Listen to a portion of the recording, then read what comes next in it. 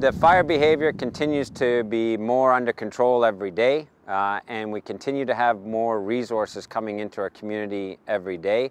At our morning meeting this morning, the RCMP were able to join us. They've been pretty tasked up to this point, and so haven't been able to sit in our morning meetings.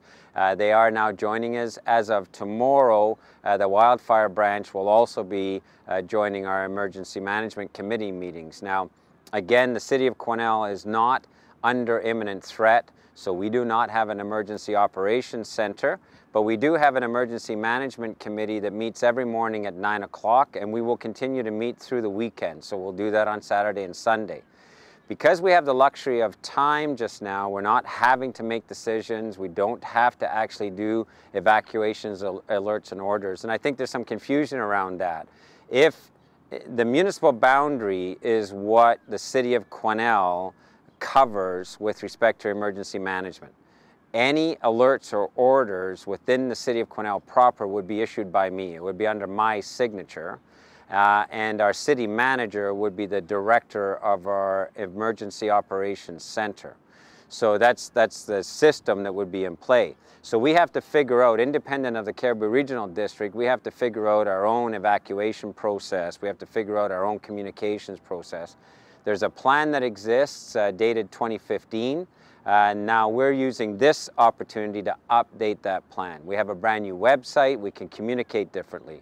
We work with TELUS on how we could lay over a 20-line phone system over our 16-line phone system, because as the CRD found out, a 20-line system is not enough. So we would end up having 36 lines available to communicate and work through the logistics of how do we rotate people through manning those lines.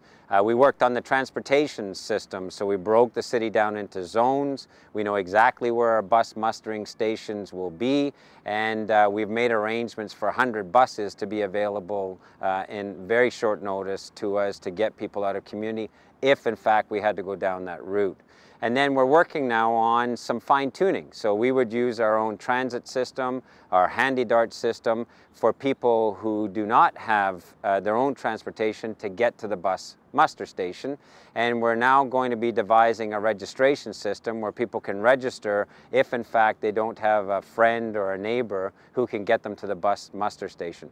So again, that ability to have the luxury of time and to learn the lessons from all of the situations that are going on just now will help the City of Quesnel proper to refine our management plan, update it, and one of the things that will come out of this situation is a very detailed, very sophisticated emergency management response system, and we're very pleased to be able to do that at this time. The weather is beautiful just now, as you can see on the video. The sun's out, blue sky, but we have been forewarned that there's a potential weather event that may occur in our region over the weekend. Now, I don't want to be alarmist with anyone. That may or may not occur. Please do not pay any attention to people who are on Facebook saying, I hear it's 100-kilometer winds, or I hear it's going to be the mother of all storms. That's just nonsense. If people go on to the regular weather network, they'll find that it's blue sky and sun, maybe a little bit of drizzle over the weekend. The weather event that's being projected is not really forecast in the normal forecast at this point. The reason for that is fire interferes with the normal weather, and fire interferes with the modeling system. So as much as possible, I will communicate what's about to happen if indeed we get a weather warning and that weather pattern begins to set up. But I want people to remember that that weather pattern was supposed to hit Williams Lake on Wednesday night and again on Thursday. It seemed to diminish each time.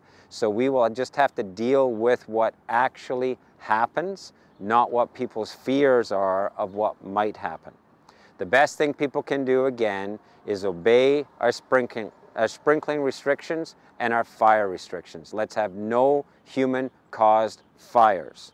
Pay attention to the Cariboo Regional District website. They have updated all their evacuation orders, all their alert orders, and they will be refining those over the weekend based on more recent information on the fires that do exist. The Wildfire branch will be updating all fire information, and they'll be doing it on a more frequent basis.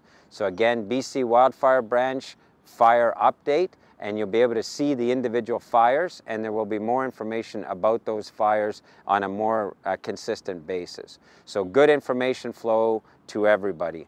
And I'm asking people if they have queries or questions with respect, again, to the City of Quesnel, to just private message me off of my mayor's Facebook page or send me an email to mayor@quesnel.ca.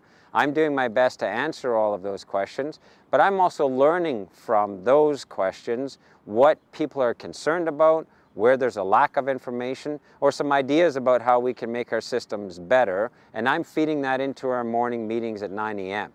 So not only am I trying to respond in a timely manner to individuals, but we're taking the lessons learned from that and feeding it into the systems that we're building. So I want to thank people for taking the time to get in touch with me and let me know what their concerns are. But as of today, we are tracking in the right direction. We have the resources that we need, both in terms of police and fire and emergency response. And if this persists, then I think that people will be able to relax a little bit over the weekend.